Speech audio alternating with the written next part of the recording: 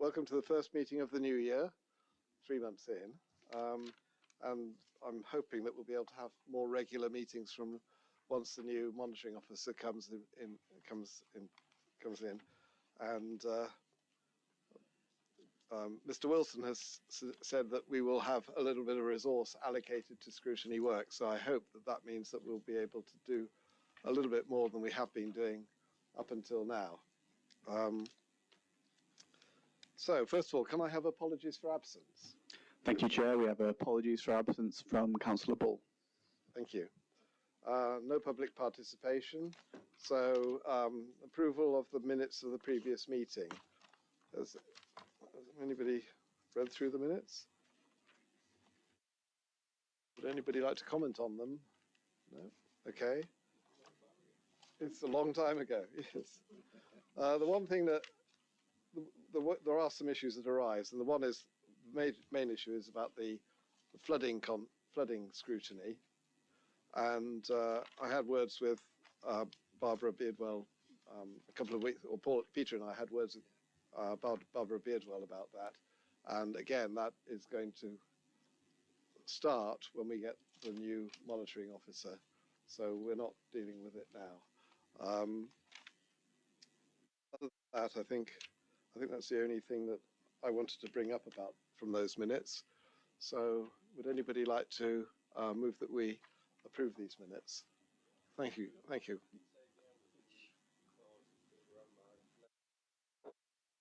17th of December, so little tear in my eye. All right, okay. All right. Yeah. Okay, thank you. And Peter, you'll second. Okay, all those in favour? Right, so that's unanimous. Oh, sorry, you're abstaining. Okay, thank you. Right, it's the minutes. So, does anybody want to vary the order of business? Nope. In that case, let's carry on and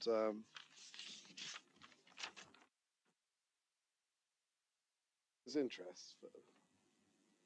Anybody have any interest associated with today's 2 agenda items? Nope. Okay, so let's turn to the first of those, which is the performance management and indicator outturn for the 3rd quarter of this civic year. So Claire, over to you. Thank you, Councillor. So we've done this before. Last time in December we did quarter 1 and quarter 2 together. So you will recognise some of the details and some of the outlay, but we have introduced a couple of new things for this quarter at your urging. So I hope you'll be pleased with the data. So we're looking at the Derbyshire Dales plan targets, that's the corporate plan targets, and the performance indicators for quarter 3, which I've just had to do on my fingers: April, May, June, July, August, September, October. So it's October, November and December. And then we're just coming up to the end of quarter 4, which will be obviously January, February and March for this year. But that will be arriving as soon as we can get it. So the Derbyshire Dales plan targets are based on the corporate plan projects that have been identified by the Progressive Alliance. The key performance indicators are more internal measures of how we're doing. So very promising and positive performance to report.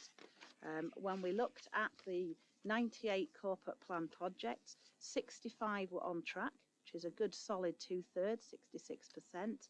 And there were a further 13% that were on track with concerns. So managers need to have a look at any possible bumps in the road ahead on those ones. And only 18%, a neat 18 projects were actually off track. So that was very good.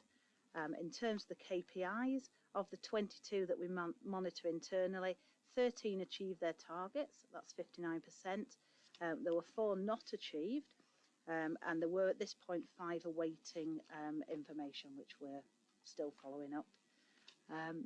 There were a number of successful projects and work, and obviously you've mentioned water pollution and flooding is very key for this committee. So we've had quite a good update about work on that issue to clear out culverts in Wirksworth, to work on the Bakewell Recreation Ground. There was a lot of work being done to further those corporate plan targets.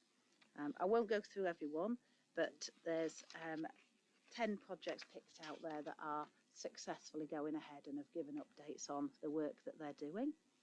There are a number off track which we monitor, so that's the 18, and we keep an eye on them and make sure that we know what's happening, and that's explained further in Appendix 1. There are detailed comments for each one of those. And the new part is the KPI dashboard. So if I just send you back to page 10, KPI dashboard is made up of these little tiles. See more in Appendix 2, and these little tiles give you the outturn for the quarter. That's the big figure in the middle of the circle against the target. So the percentage of indisputed invoices paid on time had a target of 99%, and it was achieved with 99.86%. In colour, that's a lovely green. P on P refers to period on period. So this shows that compared to last quarter, it has gone up 1.15%. And year on year, so compared to quarter 3 last year, this is up 0.36%. So it gives you some comparisons in time. And the little graph at the bottom kind of shows over the last 5 years what was achieved.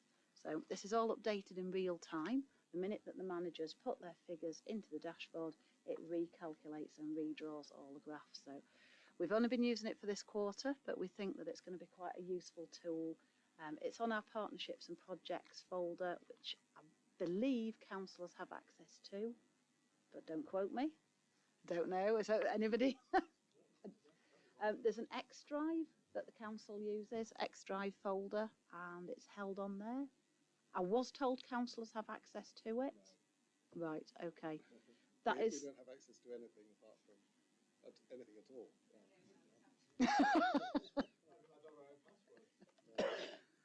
Okay. Well, that is good to know. That is something that the whole idea of this information is that anybody can click on and get an immediate view of what's happening. So it would obviously be useful for councillors as well as staff around the authority. So if there's a way of making that open to everybody, then we'll certainly look into that. That's the KPIs. So if we move to Appendix 1, this is where you'll find all the detail that was reported by managers about their different projects and what's been happening across all of the services over the last quarter. And then, as I said, Appendix 2, that gives you a little bit more of how the dashboard looks for these KPIs. So they're bundled into groups, and it just allows you that really quick look. I can just quickly look and say that over quarter 3, number of working days lost to sickness was 5.53. That's up for the period and for the year, and is well below the target of 6.75. It's a really good way of looking at the data. So the KPIs are looking very good. I've included as Appendix 3 again the Office for Local Government KPIs. I have my own qualifications about this. They use different time periods that we don't use. They're quite out of date, and Karen Hendrickson has said that they can't replicate the finance figures at all. So we have a question mark over this data, but obviously Oflog are closing shortly or soon, I don't know. So there is going to be another KPI review coming up where we work on a suite of indicators that will take any good from these ones that won't be provided anymore, and again looks at what we can do to be more useful for the authority in the data that we provide. And then Appendix 4, I'm just going to whiz forward. This committee suggested that benchmarking data against where we are with other local authorities is very useful. So Appendix 4 is an official benchmarking summary report. It refers to quarter 1 of 24-25, and this is from the Local Government Association. And what this does is compares the performance of Derbyshire Dales against a few key KPIs like residual household waste, but it compares against our SIP for nearest neighbours. So these are authorities that are similar to us in size, in location as a rural authority, and with a similar sort of age profile and demographic profile. And again, it's pleasing to report that we measure up very, very well. So I'm just looking at the first one, residual household waste, and we are second best of the ones that are reported. Informal complaints, we are best.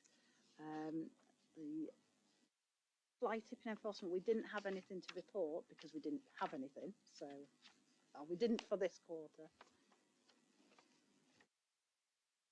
Claire, am I able to ask a question at this stage? Just very briefly. I mean, statistics are fun, aren't they? I mean, it's always the case that you can look at these things and sort of cut them in different ways. And I know it's not your job to explain individual services. We had that discussion last time.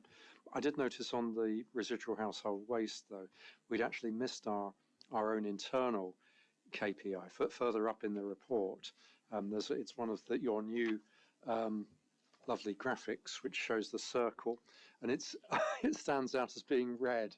I think it's something like 52% compared with 58%. And I suppose it's not really a question, but it's just a point that you can't win on this, can you? So we may be doing better compared to many other authorities, but against our own standards on some. And I don't know how you combine that metric, because in some ways you can look at something like that and it looks good, and then in another way it doesn't look quite so good. I think that's the point I'm trying to make. We set ourselves high standards. I know. I think that's true. Yeah. And I think that the problem with high standards is that if there's a blip, then you fall short, then it's more obvious than if you perform at a low level, particularly here. Because it's also quarterly reporting, there is the argument that some quarters will be worse and then they will pick up in the other 3 quarters. So it's quite possible that while it's dropped for this, that it will pick up at the end of the year. So we're just working. The problem with this KPI dashboard is it's lovely, but because it's updating in real time, it doesn't handle annual figures very well. So we're having to go back and do a bit of a technical rewrite to get it to show the annual figures as well as it does the quarterly ones. So we may end up with this as a quarterly one and then a copy that displays annually. But I would say that's probably why you're seeing good performance but showing as red, is that it's just a blip in the particular quarter that will even out over the year. Okay, Councillor Whitehead. Thanks, excellent report. I was just wondering how do we use the information? How does it filter back to the team? So kind of both the good and the bad. I mean, some of the stuff does stand out, like particularly the one Roger had mentioned, but also like the street cleansing is well off target. And I just wondered how we use that information to go back into the team so they can kind of use it in their planning approach, so we're better at that target next time. Yeah. Well, the street cleaning one is a really good example. So obviously Sam has a lot of faith in a team. She knows how hard they work. She knows the results they achieve. And she set a very, very high target of 80%. When we did the figures, there's a slight data issue in terms of how the teams were recording their work, which made their figures worse for the first quarter. So what we did was we went back to the team and said, this is your result. And one of the things is that your team are not closing their jobs properly on a Friday. So when they pick it up again on a Monday, it shows that they've spent 3 days doing that job instead of 1 day. So the next quarter, when the teams had properly logged their work as a result of this being identified to them, they had a higher bump and they had a higher target. So the process is the managers give us their information. Because they're giving it to us, they're obviously aware of it at the time that they give it to us. And then we work with them to say, how can this be improved? What support do you need? Where does this need to be raised with? If you think it's a resource issue, what technical support do you need? If it's an equipment management issue, if it's a data issue, we can help with that sort of thing. So Glenn did a lot of work with the street cleaning manager on going through the data and working out where it wasn't perhaps picking up correctly, it wasn't identifying the work that was done correctly. So we generate the data, and then we take it back to the teams and we ask them how they want to use it to generate their improvements. And then we look at the next quarter and we do it all over again. That's absolutely terrific. Just one follow-up question. I just wondered, seems like really useful for the teams to be using. I wonder how we can get that information to us as councillors on a regular basis, rather than not just Scrutiny. I mean, because obviously we've got decisions to make, and it'd be really good to have that sort of background knowledge and trends of where things have been, because it would help us make informed decisions rather than kind of just sometimes how we feel on the night. So I think that's a matter of getting it off the X drive onto something that we can see. Yes, yeah. I mean, I'm a bit surprised at that because I genuinely thought that all councillors and staff had access to it. But I stand corrected, and obviously that will. I'll see what I can do. I've made a note of the fact that the officers don't necessarily know what we can see. Well, yes, that's another good point. Yeah. Councillor. Well, Peter, I think Peter came in before. Thank you, Chair. Would AI make an advantage in any way? I know it's AI will probably put me out of a job, so well, that'll make sorry. quite a difference. It'll save my salary. Yeah. No. Yes, it's very possible. Yeah. Yeah. I think the more we move towards automated decision making, the first thing is it makes the reporting easier. We don't have to go and ask people. Yeah. The data comes in. That data warehousing, as they call it, where you have a central computer which pulls in sort of stuff from Serco and stuff from Freedom Leisure. That is an end goal that we're working to, but it's very difficult. AI would make that sort of thing a lot easier. Yeah. And yeah, it's very good for presenting information very easily, very quickly. So yeah, I think it would have an impact. It should help, probably, yeah. But Councillor Shelley made an important point, which is statistics are only as good as A, what they tell you, and B, what you do with them. Well, that's so right. the AI can give us lots of wonderful information, but it's actually the managers changing procedures and speaking to colleagues that makes the difference. It's only good as the information it receives, yeah. Exactly, yeah. I do owe you an apology though, because I've misread them. Well, not you, that I owe the team an apology. In that I think it may be my misunderstanding of what residual household waste is. So in many ways, perhaps we need, I chose the wrong figure there actually. I was looking at, so it's actually the, yes, the percentage rate it's actually very similar. It's easier in red and green. I'm finding it. I'm not actually sure which one is which when it's all grey. Should we go to Laura? Sorry. Thanks. Firstly, I think after the last meeting, Claire did circulate the, not the tiles, obviously, but the report, because we had a similar conversation about it. It would be good for the whole of the membership to know what's going on and how good things are on the whole.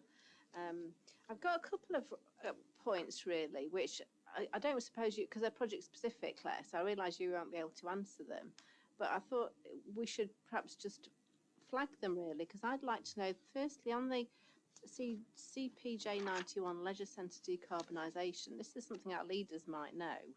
Can you say which page that's? No, I can't. Sorry, let me just get it back up. It's 22. It's on the off-track projects, remaining leisure centres. Both projects have been abandoned due to initial mechanical and engineering calculation errors made by the consultant in the application, which had major financial implications. Now, I remember this coming before council, and we had to regrettably agree that we couldn't go forward with those. But I'm just wondering, should this committee be looking further at that if the legal department aren't already? Because I'd just like to know how much officer time and council money was wasted as a result of getting so far with that and having to bail out because the numbers were wrong. And is any action been taken against those consultants who made the error? James, do you happen to know if there's any? I had the same thought, in fact, that it potentially the consultants hadn't met their terms of hadn't completed their terms of reference, and therefore we shouldn't be paying them necessarily. Or they have and they've been negligent. Yeah. I don't know off the top of my head, I'm afraid. Received any instructions on that. I Okay.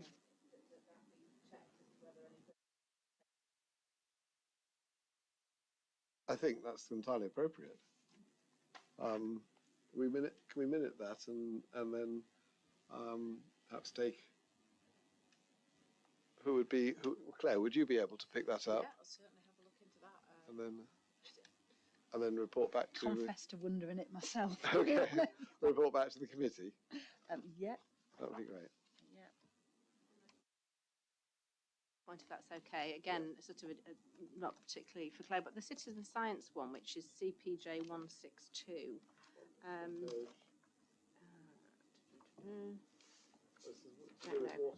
It's to do with further guidance from members is required to take that forward apparently. But I just wondered where that rests and whose job it is to push that forward. Does that rest with one of our committees? Is it with climate change and biodiversity to push that forward, or do we know what's happening with it? Again, I'm happy to. would you take that one? Yeah. Do you mind just repeating the number for me? Sorry, CPJ 162. 162, and that was citizen science. 27. Yeah. Okay.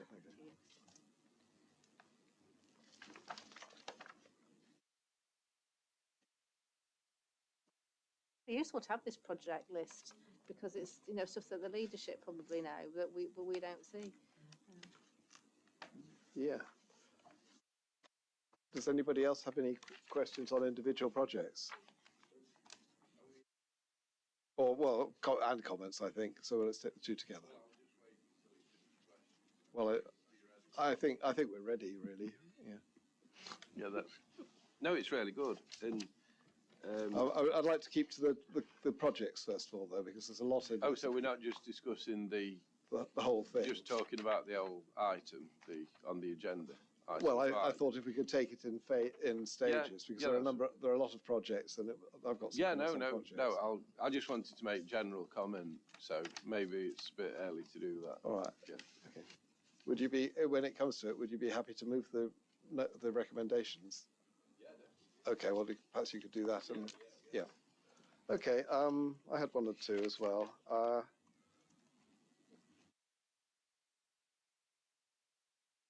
Again, the CPJ 41, which is on 2223, about charges, and we note that this. I noted that this was something that comes out of Derbyshire County Council, but and requires government funding. But the issue is that we want to provide car park charges. Have we? And the question, I think, going back to the car parking people, is whether they've looked at individual operators like MERS, for example, who do a lot of work, who provide a lot of charging points in car parks, and whether they would do it commercially rather than requiring funding to start it. I suspect they have, but it might be worth just asking them that. Yeah, it's not a problem to ask these questions. Obviously, we're going to come to the end of Q4 in 5 days. Yeah. So there will be another set of updates. Yeah. We have very much appreciated being able to put the performance information in the organisational update. We have been cautioned as a performance team that it needs to go through the proper procedures, because going straight in the organisational update doesn't give any managerial oversight. So you might find that you start to get them in the organisational update a quarter behind rather than up to the minute. But to answer your question, Councillor, this information does go straight into the organisational update, so it does go to all members. It's like the very last section. So if you plough through it all to the end, then you get all this. So. Okay, I've got. Yeah, surely. So just on the charges, it was a two-part question. One for you, David, as chair, because we seem to have waited an awfully long time for Derbyshire County Council to do anything.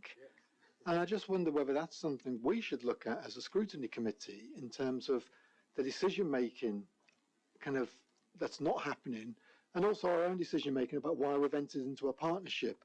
And that's my question is to the project team really is, do we have any scope to pull back from the partnership with Derbyshire County Council? Because surely we could then realise the funding ourselves from central government and put it into our car parks. It just seems the endless delay from the county council is ridiculous. Yeah, happy to take those questions back. If we can, we'll try and include it into the narrative of the next one, so your questions are answered on a wider scale.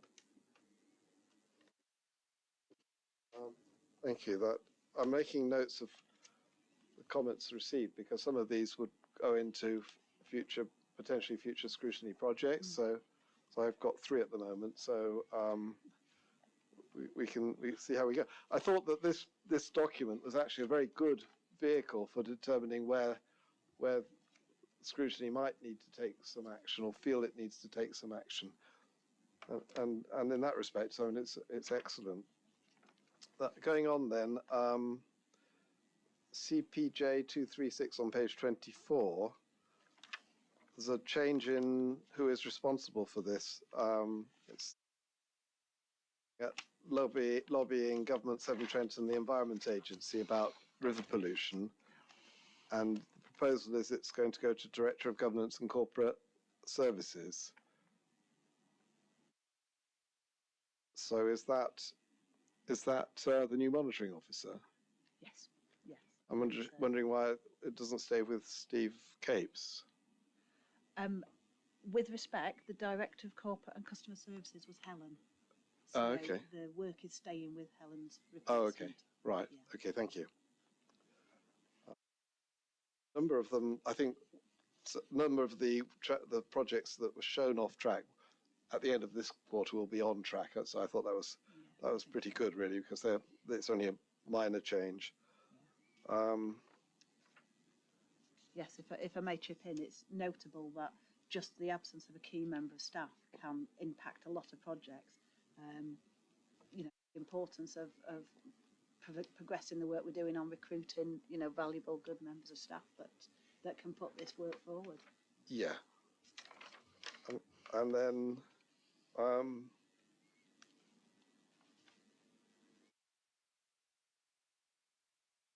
the last one is, no, I think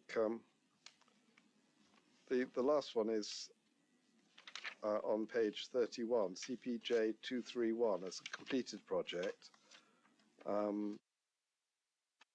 And that was to continue engagement with one public estate in respect to the reconfiguration of Market Town Hall. I think that what is written is correct, but we might like to note that informal discussions are going on about use of other property owned by Derbyshire Dales by the county council for their functions. Yeah. So it might be worth just noting that. Yeah. So I thought that was really, really excellent.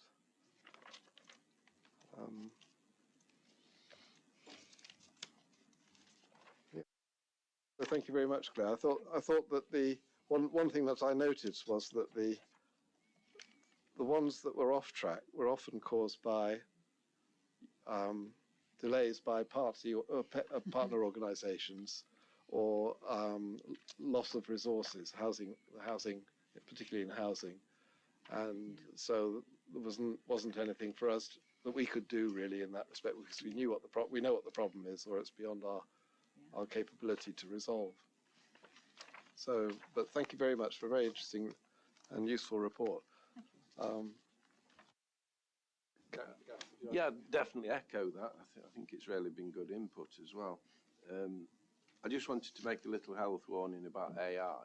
I'm not fully unfledged with that, to be honest, because I think it slightly makes people lazy a little bit. I could give you plenty of examples of that. I mean, AI does everything for you and you can't do anything for yourself, which is a bit worrying. This brings me to the map which Nigel did point out to me, which I should recognise because it's the place after my own art. It's actually Cornwall on that map. So I can see my second home in Cornwall. just there. And that might be a good example of a place. But I try and explain to my daughters how to use an atlas because I love maps and how to understand the country. But of course, they just go onto Google and ask where to go. One drives to Newcastle and the other can't find a way around the village because, you know, she needs a phone to follow it. So that's the danger about AI. But one of the things is that this points across to me is that, you know, this is a really, on the whole, it's a well-run council. It's in control of itself. Good performance indicators. And, you know, why on earth do we want to get rid of well-run councils and replace them something that probably won't be as well-run? So that is something that we need to applaud it. You know, we've had good reviews from, is it Mazars? They give us this, what is it called? Something, what's the word? For accountants' review of us, but it's obviously a good review on Trustpilot. So Derbyshire Dales District Council is a good council run by good people serving the local community in a good way. And, you know, it concerns me that we're being told that we're going to be replaced by something better and better value for money. And I just don't think that's the case.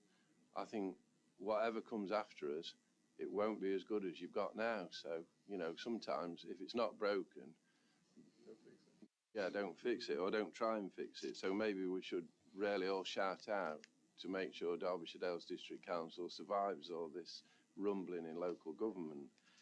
I think that's really all I wanted to say. You're going to move?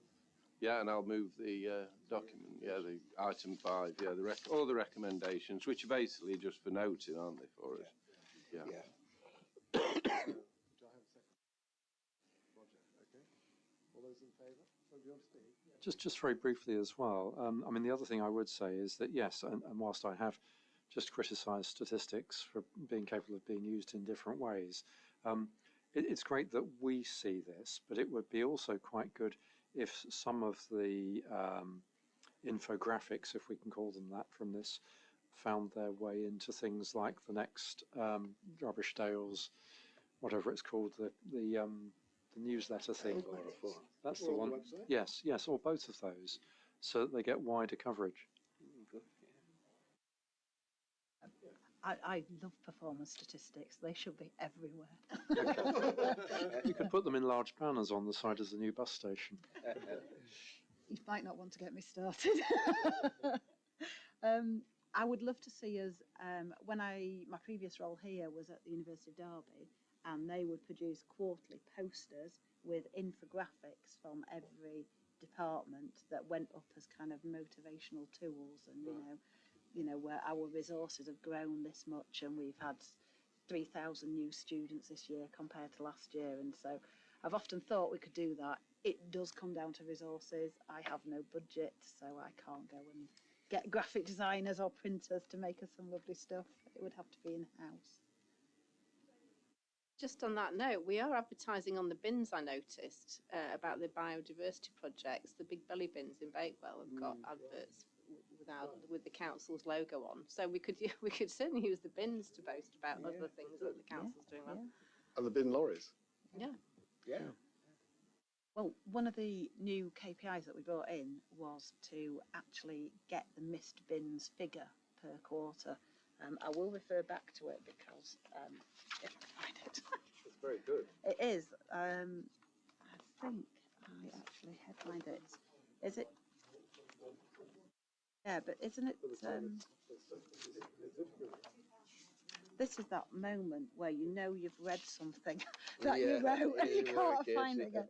But I'm sure it was something like 2,000 collections missed in 3 months out of 1 million plus. And, you know, to me, it really brought it home. I thought, yeah, you can say 0.22%, but I thought, but we've collected 1 million bins in a quarter. That's just amazing. So I absolutely agree. And if we, perhaps you'll give me a push now to go and speak to communications about, you know, we're now getting this out in the organisational updates, so it is going to members, but is there some key statistics or points we can get out, maybe on social media to a wider audience too, to really sing these praises? Yeah. Joe? Yeah. Yeah, absolutely. I would completely support that. We get a lot of brickbats on social media. You know, we're constantly accused of being corrupt and incompetent. And I think that statistic was one of those that hit me as well, Claire, that it was 1 million plus bin collections and 2,000 missed. Well, that's an extraordinary achievement on behalf of the Clean and Green team. And and that's a nice statistic that everybody can see and everybody can understand. So yeah, I totally agree. I think we should push these things for all we're worth, because some people don't appreciate the enormous amount of good work that the teams here do. Yeah, absolutely agree. Do you need a resolution for that, or can you just take that as read? I'm taking some notes on everything. So you'd be able to, on that basis, you'd be able to talk with Jim. Oh yeah, absolutely. Yeah. Okay. If you want to put it as a recommendation, that gives We me could. some, That would some formalise weight it, wouldn't it? Would to anybody my like to propose that? I'll move that, Chair. Peter. Recommendation. Thank you. All right, Laura.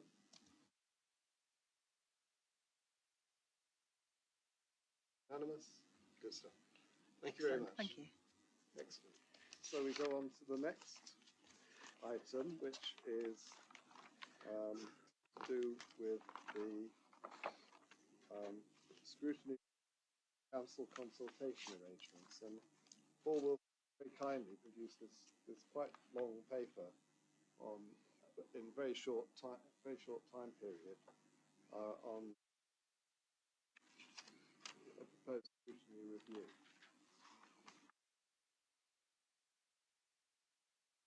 Opportunity to read this. Basically, the review will look at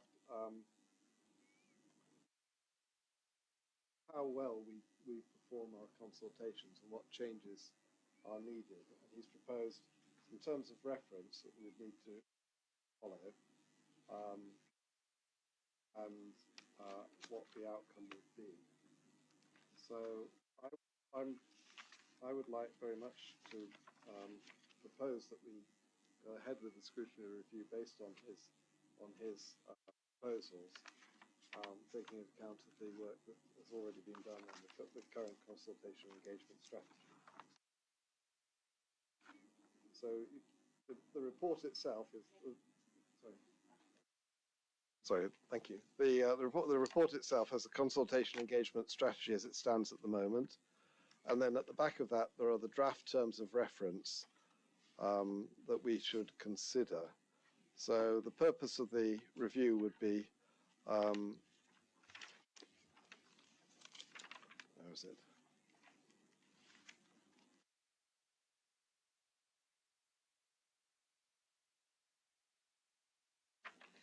Well, it would be to undertake the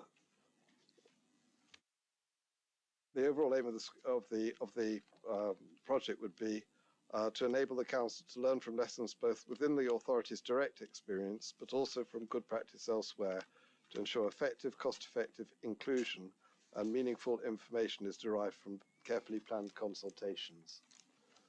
So, and the approach is really one that we're following we're proposed in other areas. So, fact-finding, followed by assessment, and then final reporting with recommendations.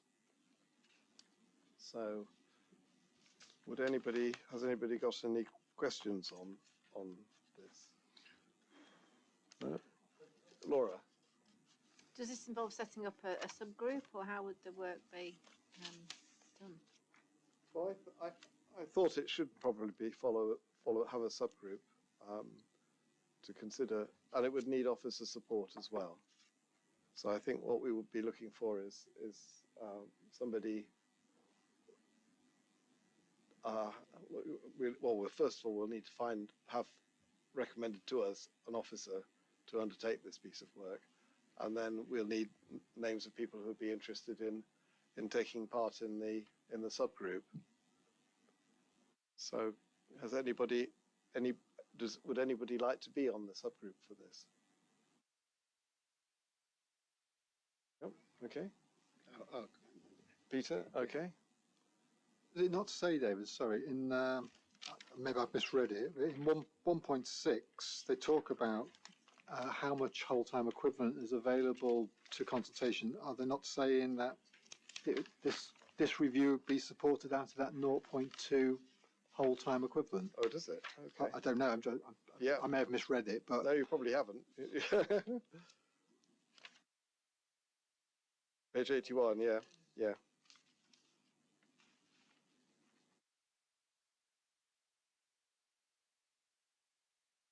Well, that's the corporate, for consultations more general, overall. That's not for this particular scrutiny of consultations, I think. So I think we still need to have an officer. Roger. I've just got a couple of questions, actually. I think there's maybe a typo in 1.4, and I have a feeling it might be trying to say the consultation strategy is based on the best practice gunning principles, if only because I think I mentioned them last year. Yes. And they seem to have, they're mentioned further down as well. Yes. And I'm not quite sure about in 1.5, I'd like to know, in a nutshell, what the Supreme Court case of Mosley was, because there's one or two references to that, but it sounds like it's something we should still well clear of. Yeah, the terms of reference refer to those. I thought they did. I recognise that some of my hand in the terms of reference, I'm afraid. Do you? In the case of Mosley versus, on page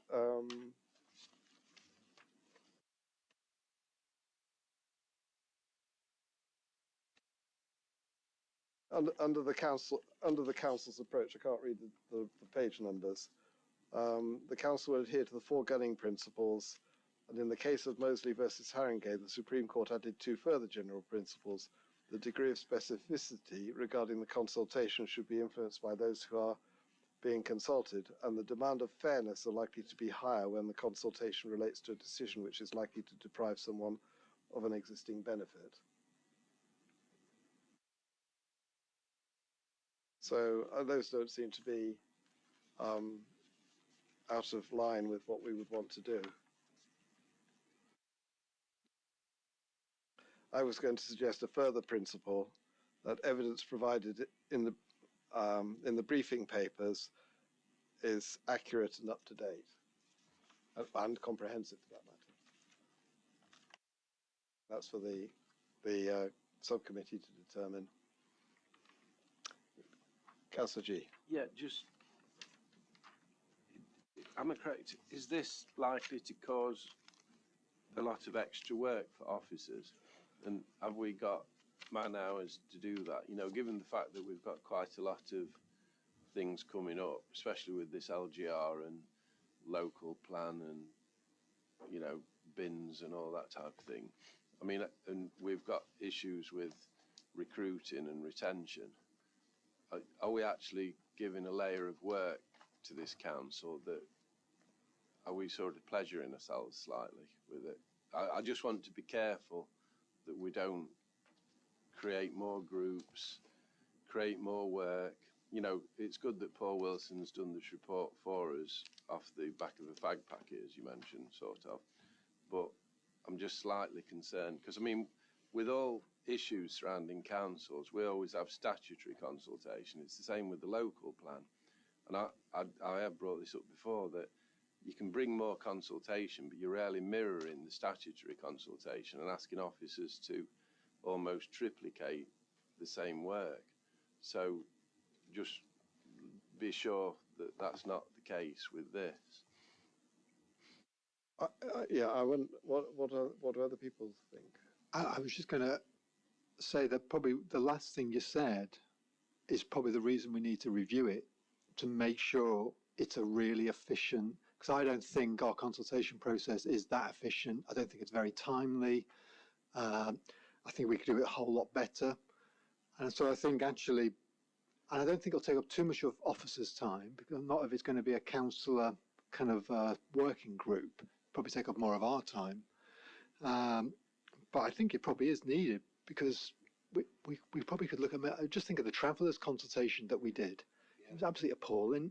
It's awful. It's just such a waste of time, a waste of money. It was far too long. So just on that experience, I would say we need to review this. So because we want to strive to be the best council possible, like you said earlier, which I absolutely agree with, we have to make sure everything's fit for purpose. And I don't think the way we consult in the moment is fit for purpose.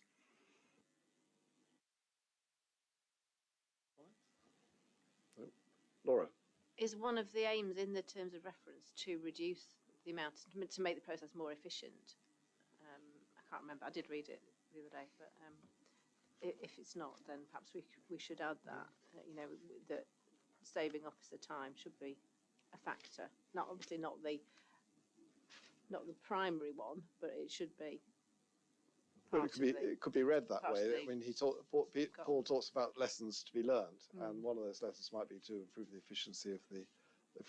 If efficiency was identified as an issue, then that would be something that where we'd like to improve our performance. In terms of officer time. My feeling was that we could short circuit this a little bit by surveying those people who have recently done consultations to identify what went well and what went badly.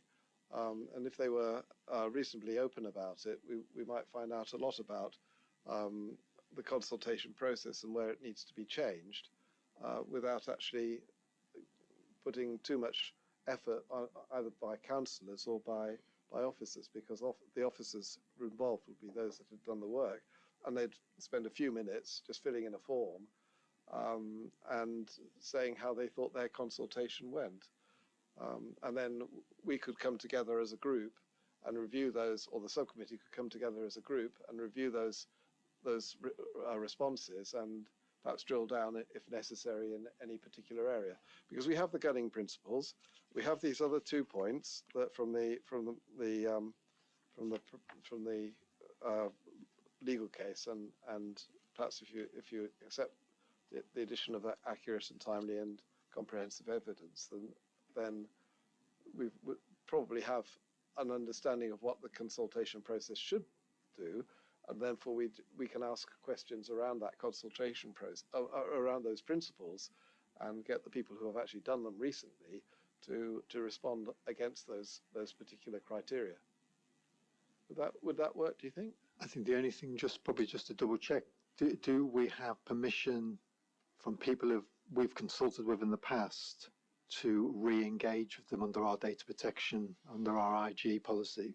Well, I was thinking of the officers who actually undertook the consultation in the first instance. For them to give the feedback.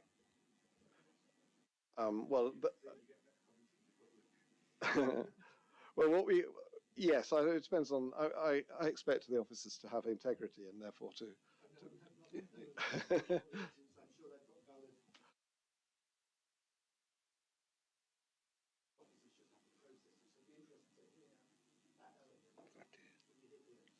You need to hear both sides, really. So the officer's experience of having to process a consultation and prepare one, which I'm sure is a right pain in the bum, but equally what it like from the public's point of view. Because I think the comment you'd get, especially with the traveller one, is that the questions weren't relevant to what people wanted to feedback about. And so I think there's a lot of cynicism in what there was in my community, that the questions were designed in a way that you couldn't feed back the true feelings. And so there's something there about how we construct consultations so they actually add value and they're not just a tick box exercise. I agree. Peter, would you like to say? Yeah, I agree with. It's how they phrase the questions, and sometimes they are phrased so they don't get properly discussed, really. So, yeah. Just referring to the travellers' consultation, that was conducted over a variety of methods. So, even if people did feel some of the questions were skewed to prevent discussion in certain fields, the public meetings definitely allowed people to express, what they wanted to say. I attended all but one of those public meetings. And it was, it was personally for me, it was very worthwhile listening to what the people actually had to say. So, you know, I think that needs to be taken into account as well, really. Okay, thank you, Roger. Yes, again, I've just got a question. It's again one of my hobby horses, I'm afraid. The online panel, Derbyshire Dales online panel, which this refers to, I don't know, Claire, whether you're familiar with its composition. I'm always very, very conscious that the kind of people who get onto panels and who respond to consultations of a certain type, shall we say, particularly seems to disadvantage younger people. So I don't know whether there's something that either we can use to measure how effective our consultation is at reflecting, you could call them hard to reach groups. So my honest question is, I don't know how what's the word I'm looking for? Representative the online panel is of the population in Derbyshire Dales, whilst sort of suspecting that a fairly, you know, it is skewed towards certain parts of the population. So we should make extra efforts to counter that and to make it representative. Excuse me. As far as I'm aware, the online panel is self-selecting. So it is people who have volunteered to be there and give their opinions. So I suspect you're quite correct in that it doesn't represent equally the balance of different peoples and groups within the borough. There did used to be a citizens panel, which was apparently demographically proportionate, and people were invited to join based on their characteristics, their age or their sex or whatever was needed to balance the profile. But apparently this was enormously time consuming. The minute someone left and they could just disappear without warning, they then needed to be replaced by someone of equal standing in the community. And it was eventually fell by the wayside as just impossible to keep up. So the online panel is its replacement, but obviously doesn't have that demographic representative nature. Okay, it's just in that case it's to add a rider then. So if we're not convinced that we're getting a demographically representative sample and feedback, we should at least acknowledge that.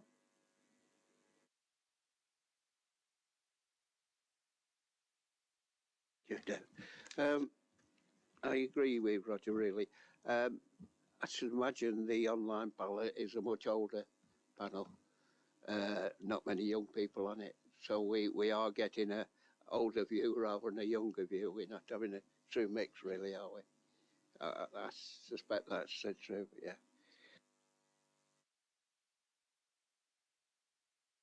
Are we then? How do we want to go forward?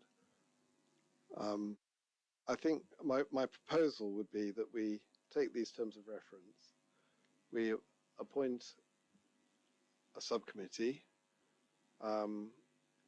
acknowledge Gareth's point that we don't want to overwork the officers, and we want to because we are short-staffed, and therefore consult the people who have recently carried out surveys, and I think we should take into the two that have been mentioned here, which are the air quality survey in Ashbourne, consultation in Ashbourne, and the travellers consultation. Should be two that are considered, and then maybe the subgroup may want to consider others as well, so that a cross section of departments, consultations from different departments are considered. And then perhaps we can get, at the first instance, an understanding of how well the consultations were carried out by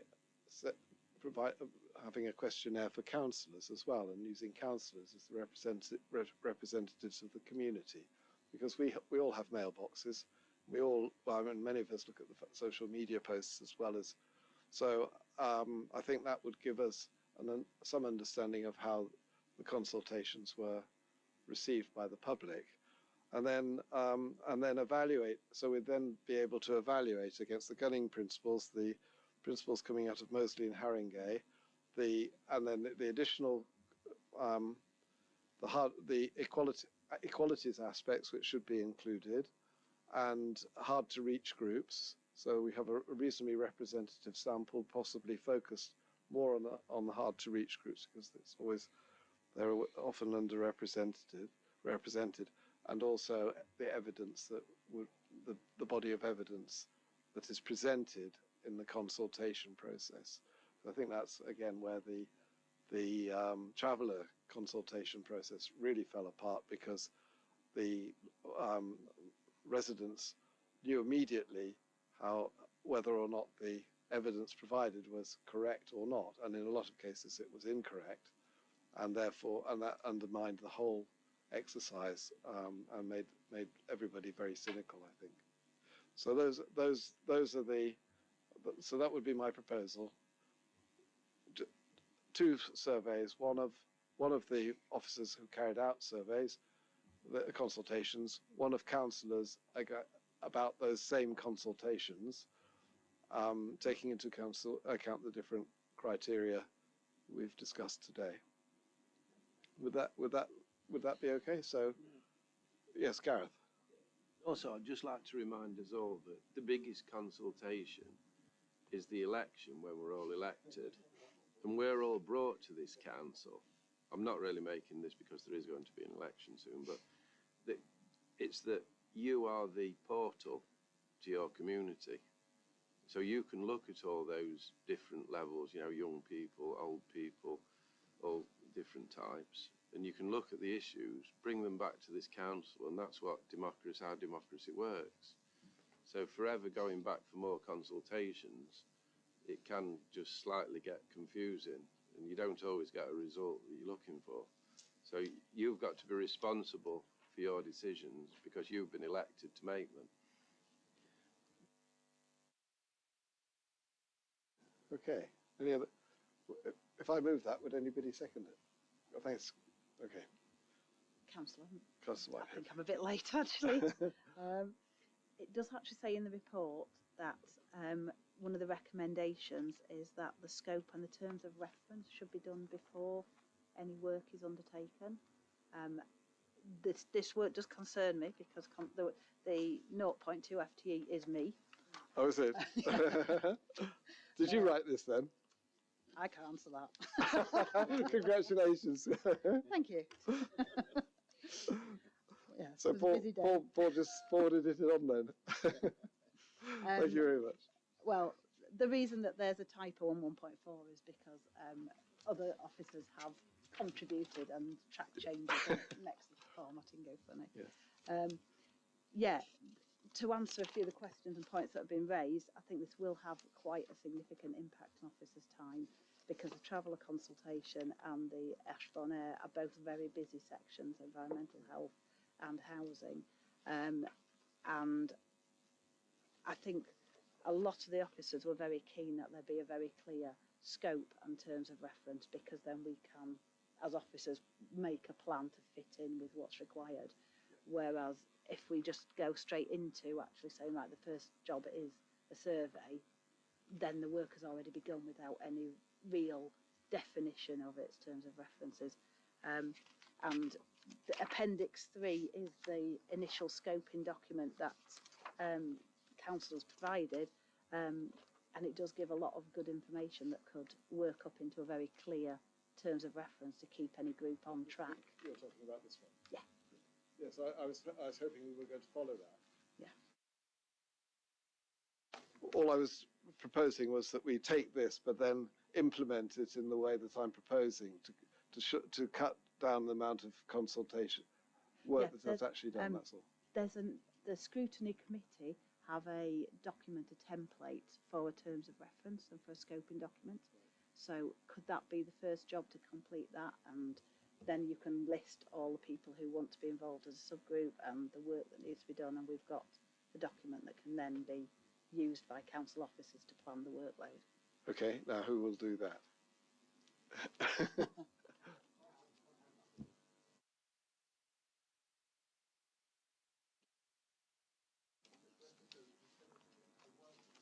Yep, certainly.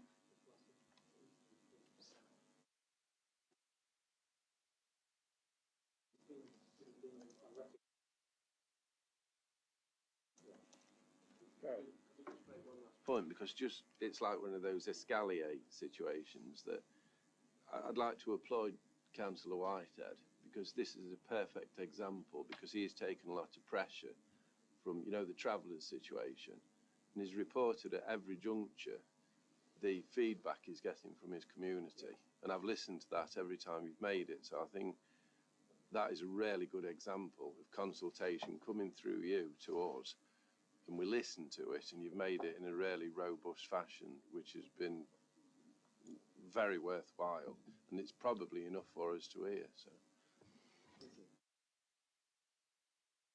Okay, so we still need people to take part in this. So, Councillor Whitehead, I assume you'd like to be involved in the subcommittee. Yeah, and then who else was going to volunteer? Joe, were you volunteering? I can't remember now. No, so, do we have any volunteers? We'd like to make this cross part. If you're sure, I mean, I was thinking one person from each party, really. Nigel, okay. I don't mind volunteering if nobody else wants to. Okay.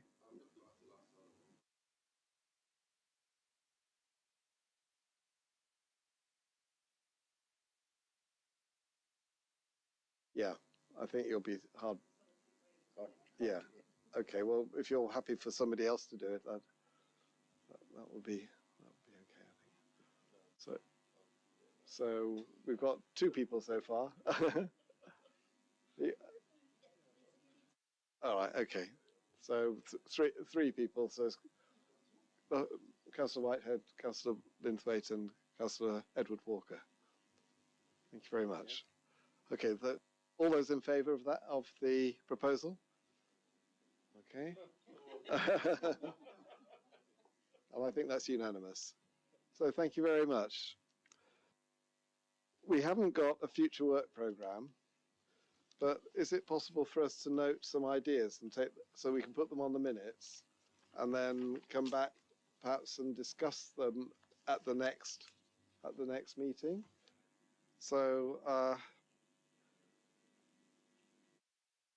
the first one I had is one that I discussed with Sue Hobson.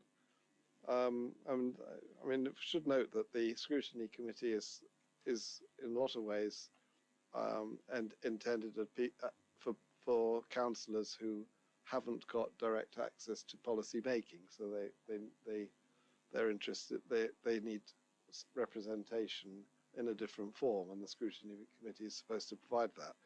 So the first one is really one that I've discussed with her, and it comes from her concern about note-taking by officers in meetings and making sure that meetings are documented. That's the first one.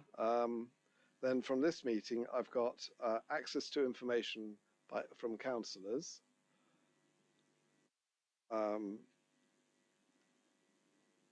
review of why EV charging is taking so long. And then I did put down speculatively application of AI to council business.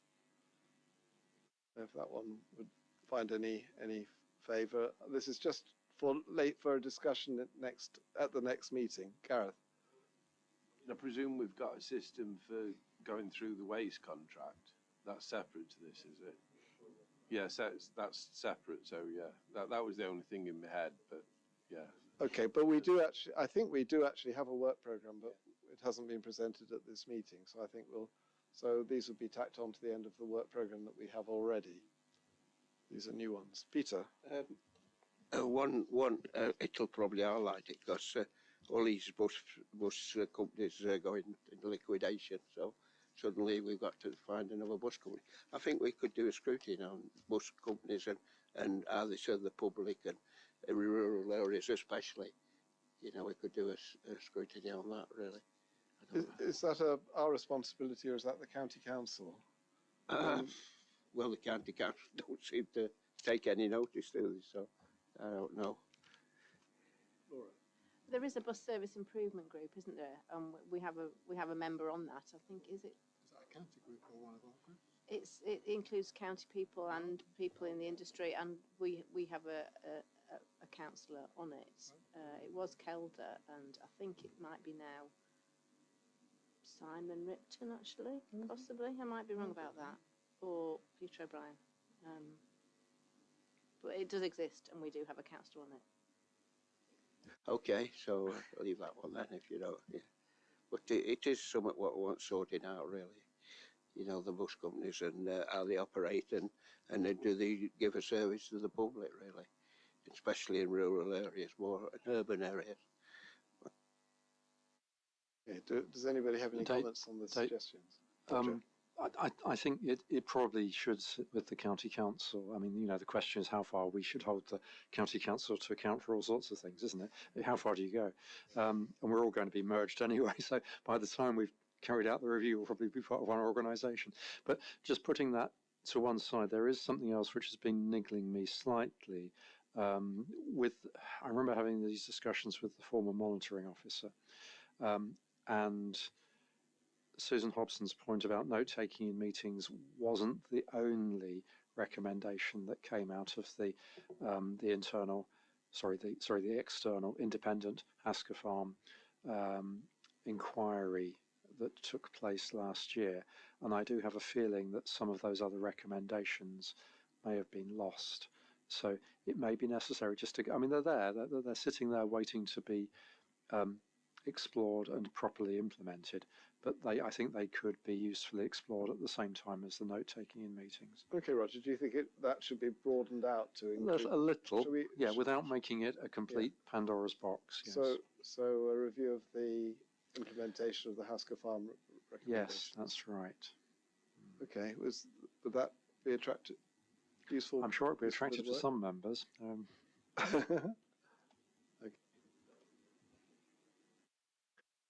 I'd say it was before my time on this council, so I wouldn't be able to make a lot of input on that. So I don't have anything to add to that. Again, like Gareth, I wasn't here. It seems in the past to me. So I would hope the recommendations have been picked up, but I would imagine that's sitting on Paul Wilson's desk to sort out. But I don't object to it going on the list for us to consider. I was just going to give my support to the EV one to look into into detail, and also the one around access to information. Absolutely got to be centred on the IT access. I'd really like us to do that one quite quickly and come up with some recommendations to present to full council, because I'd really like us to be recommending a change to the IT policy in terms of what councillors can and cannot do. And I would start by allowing us to have our own passwords, to be able to log in on any device.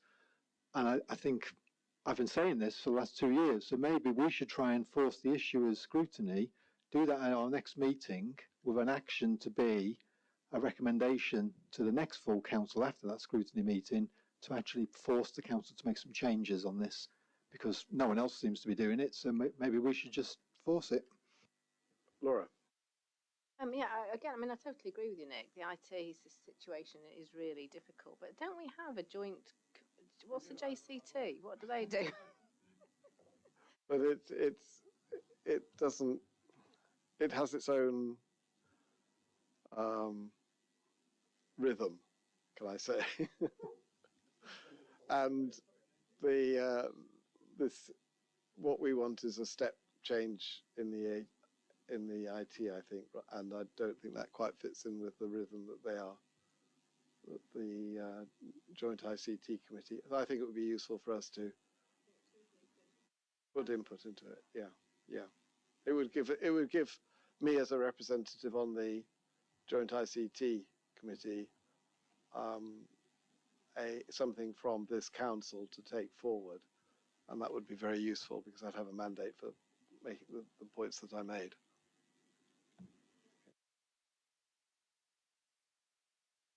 Thank you, Chair. Just adding on to what Nick's been saying about freedom to information. I was on the council when the Hasker Farm escapade was taking part, and we hadn't, in our party and the opposition hadn't any access to information. The information was really nil till it got to the point where they had to bring in the rest of the council to give support, and most of it had already taken place at that time. So it was mainly the Conservative Party which had all the information. That's what they did. Okay, right. Laura. Is it worth saying that I think if we did undertake that review, the purpose of it would not be to rehash who did what in relation to Hasker Farm, but it would be to make sure that the procedural recommendations of the independent reviewer have been actioned in terms of the council's procedures in future, not as a historical, review, but as a going forward. Are we doing what we should be doing in future projects? Absolutely, yeah. Who's asked for this review of Hasker Farm? What we started off with note taking. Now, one of the problems with the Hasker Farm issue was that no notes were taken of meetings, right. And so there was no evidence trail when it came to the review. Yeah. And that's why we don't want to bring all that back up again. We're not trying to do that, are we? But there are a set of recommendations that came out of that, right. And what we'd be looking at is, have those recommendations been implemented? Right. Okay. After all of us have been on the council, it was, I think, after you joined as well. Yeah. So we had that report. Yeah. And I'm just aware that in Helen's departure, that may have just been put to one side.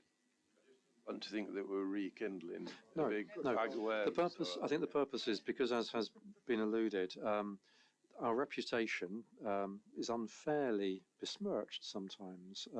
If we can demonstrate that, A, we're learning from external scrutiny of us, and B, making sure that we are the best that we can be going forward into a new type of council, then I think it will serve everyone very well. What I would say, if you're a councillor, you're going to have your reputation besmirched now and again. It is going to happen. So you just have to take it.